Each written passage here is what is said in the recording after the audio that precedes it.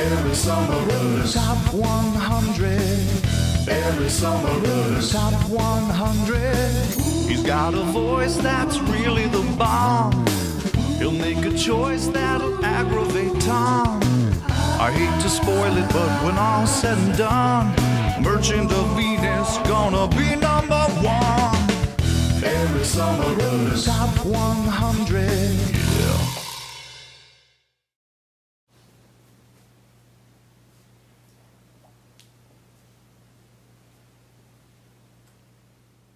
It's the top 10. It's the top 10. It's the top 10. It's the top 10. It's the top 10. It's the top 10. It's the top 10. It's the top 10. It's the top 10. It's the top 10. It's the top 10. It's the top 10. It's the top 10. It's the top 10. Ladies and gentlemen, the top 10. Robo Rally. Number 10, Robo Rally. This is a game about programming your robots to tag flags set up around the board. Now you can set up the board however you want, with lots of boards or just a few, or even just one, with lots of flags or just a few, with lots of players, up to 8, or just a few. And sort of customize the game the way you want. There are weapons that you can collect that will allow you to go after your opponents. There's tons of obstacles. You get on conveyor belts and get moved around the board, and you're all programming what you're going to do 5 faces at a time, and hopefully ending up where you want to be at the end of the phase. That rarely happens. I think this game is a blast. I've managed to pick up an older copy of the game just so I could get more figures, get an original Twonky, and get some different boards. I'd love it if Avalon Hill came out with some more boards for this. They just sort of keep reprinting this box, the same set of boards that came with this. But the revision did a lot of neat things. It added a timer, it added a nice player board, makes it a little bit easier to teach to new players. Terrific game. It is a blast. Robo Rally, my number 10. Ugh. Number 9. Antica. All right, on to number 9. This is Matt Gertz Antique. This is my favorite of his designs. It's a sort of a race to earn civilization points. You can earn military points, expansion points. You can earn sort of land grab points, sea grab points. You can earn technology points as you make your civilization that much more proficient in various ways. And this is all a race to a certain number of victory points that you're competing against all of the other players.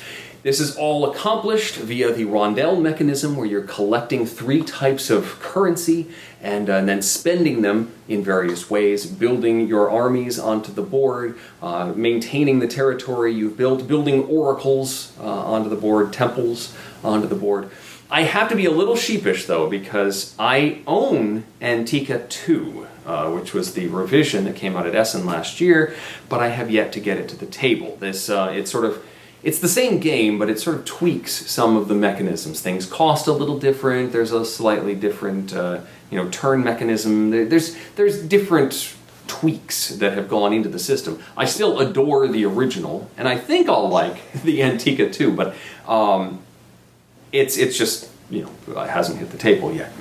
I still love it. It's my number 9, the best of Matt Gertz games, Antica. Have you seen number 8? What? Have you seen number 8? Huh? Oh. Legendary Encounter. As much as I love Marvel Legendary, and I do love Marvel Legendary, Legendary Encounters takes it in a direction that is fantastic. This emulates the Alien movies, even though I'm not a gigantic fan of the Alien movies. But that theme comes through so strongly here. Yes, you are collecting cards much like you are in the Marvel game, and building your deck and fighting bad stuff, but the bad stuff that comes at you in this game is invisible when it starts. You can't see, and you have to spend combat points to flip cards over that are working its way through this sort of tunnels, through the parts of the ship that you're trying to protect. And then you'll flip things up, and maybe it's a good thing. Often it isn't, but maybe it's a good thing. And then you may be able to deal or attack things that are there before they can get close enough to hurt you, which is the way to do it.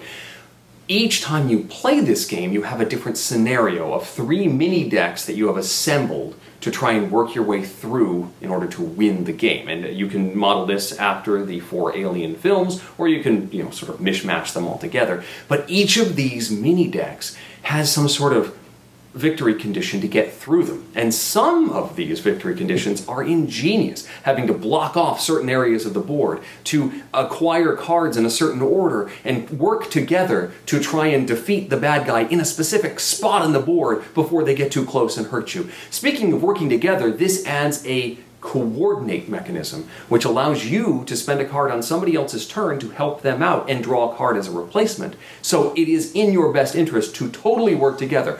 Oh, and if you happen to get a chest burster and die in the middle of the game, you come back as an alien player and start messing with everybody else. From a theme perspective, from a visceral experience perspective, Legendary Encounters is a blast. And it's my number 8. Oh, what's this rubber band for? I made the mistake of putting it on its side once, and all the cards just went everywhere. I don't have the heart to open it up and fix it yet.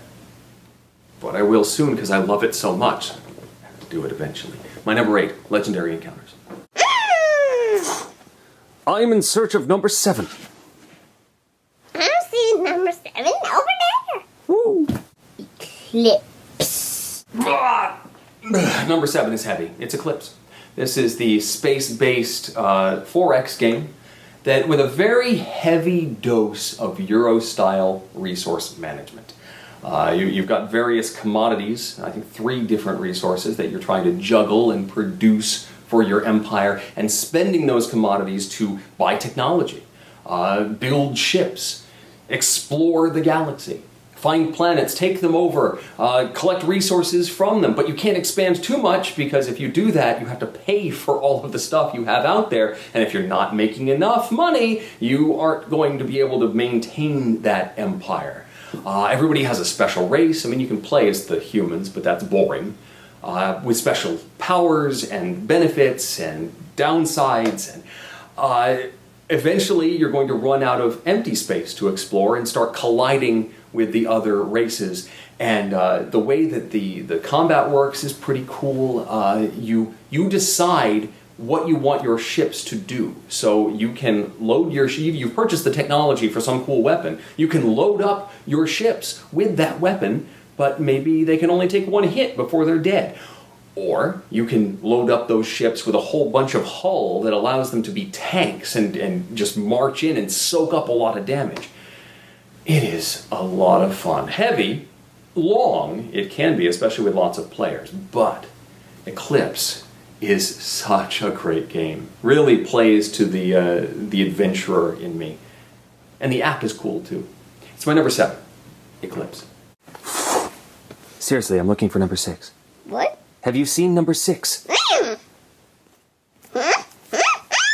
Mice and Mystics. Number 6 is... Mice and Mystics. Now, this is the little guy. You would say this is your favorite game, right? Mm-hmm. Yeah. What's your favorite part about this game? My favorite part about this game is the characters have cool abilities. Like Tilda. Okay. She can heal anything. She can heal 2 if it's a normal wound. And she might be able to heal poison wounds too.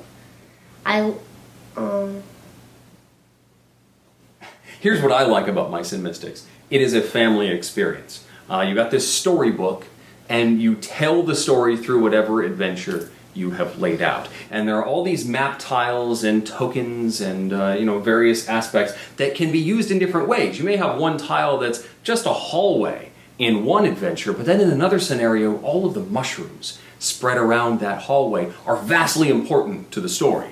And so the way these components all come together to tell these adventures, I find fascinating. What is so funny? You just think, you can't hold this anymore? It is. There's a lot in here, and the Downward Tales expansion and the Heart of Glorm expansion add a lot to the whole thing. And the minis are adorable, and the adventures are great. What are you doing? Anyway, Mice and Mystics is a terrific family game, and my number 6 is number 1. Excuse me, have you seen number 5? Dominion. Number 5 is the granddaddy of the deck builders. That is Dominion. This is obviously not the entire thing. This is just the latest set, Dominion Adventures. I've got Dominion in 2 large, like 2-column deck boxes with dividers. But part of the reason why Adventures is still out is I haven't printed out the dividers for it yet. Dominion. Very basic deck builder. If you haven't played Dominion, you should, because it's the granddaddy of the deck building genre. You start out with a hand identical to everyone else's, and you are drafting cards into your deck that cause you to have special powers and actions, and you're trying to acquire victory cards that will help you to win the game. What I like about it is simply that it's purity. Yeah, there are lots of great deck builders that have you doing other things, but I kind of like that race to the victory points and measuring how you're doing against what the other players are doing, how quickly they're picking up those provinces. I love the expansions, the fact that I can put out a set of 10 cards that'll be vastly different from any other 10 cards and make a huge impact on the way the game is going to go. I'd love a better storage solution. But the game is fantastic. Dominion is my number 5. But you're working, silly. Are you scared of number 4? No, I'm not. Power Grid. Power Grid. For a long time, Power Grid was my number 2 game. It's fallen a little bit, I think simply because it hasn't hit the table as often. Power Grid is on the heavy side. There's a lot of math involved as you figure out what you're able to buy, what you're able to auction for various power plants, but I love the way this system works. You've got a map, and you're trying to expand your power network, and you're acquiring power plants that consume different commodities in order to power cities. And as you go through the game, those plants become more efficient. And you're trying to grab the really good ones that are a good value for you and trying to stay out of markets that your opponents are in so that you don't compete with them for price, because there's a whole price market that fluctuates up and down and does all sorts of great things. Plus, there's a bunch of expansion maps, some of which significantly change the way the game works. There's robots that can play as an extra player, as like an AI player. There's some maps that bring out the power plants in a specific order, which is a really interesting way to play. I love this game. Just not as much as some of the others you're going to see. I love Power Grid. My number 4. La la la la, la la la la, number 3. Oh. Alien Frontiers. Number 3 is Alien Frontiers. This is a wonderful example of the dice rolling worker placement style game. You've got ships. Represented by dice, and at the beginning of your turn you're going to roll those dice and then place them in different areas of the space board and try and acquire resources, or increase your fleet of ships, or acquire alien technology. All in the goal of putting colonies on the board and trying to do that more quickly than your opponents. Then there's this area control aspect where whoever is leading in a particular zone on the planet that you're trying to colonize gets a special ability that can synergize with the things that they're trying to do on the board with the allocation of the dice, but you can't let them do that for the whole game because they're going to smoke you if you let them do that, so you've got to compete with them on the board, and it's such a great game. It's such a great game. It has a theme and an art design that I really enjoy as well. Just all the alien technology, and it's got that sort of retro 50s sci-fi vibe. Really fun game, and I'm looking forward to getting the big box because right now this one's a little full. Alien Frontiers, my number 3. To number 2 and beyond. Pandemic. Number 2 is my wife's favorite game, and that certainly lends itself to pushing it up my list as well. That is Pandemic, the Matt Leacock classic co-op game. You're saving the world from 4 diseases, sometimes 5 diseases. Now, you'll notice this is the way this is packaged. This is the only way, at least I've found, to put all of the game. Right now I can't fit it all into these boxes, which bums me out a little bit, but I do enjoy the later expansions. I like In the Lab because it sort of changes the game a little bit. I like the State of Emergency with collecting the little green tokens and the Hinterlands boards that give you new ways to move around the board. A lot of the expansions give you lots of modules that you can sort of add in, so it's hard to even categorize what specifically an expansion is. All of it is a really solid game, and one that again can be introduced to family members, non-gamers, with a theme that's really strong. You say, we're saving the world from disease, let's do this thing. And scaling back to just the base game is still a lot of fun. The On the Brink expansion adds all those new roles, which are just a no-brainer to throw in there. And the fact that my wife, when she wants to play something, will often suggest Pandemic means it hits the table a lot in our house.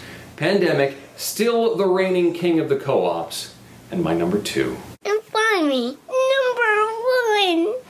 The Powerpuff Girls. No.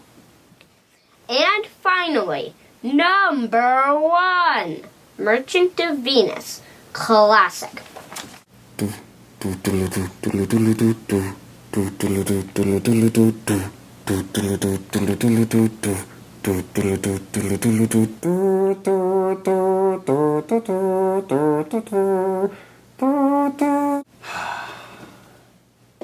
What can be said?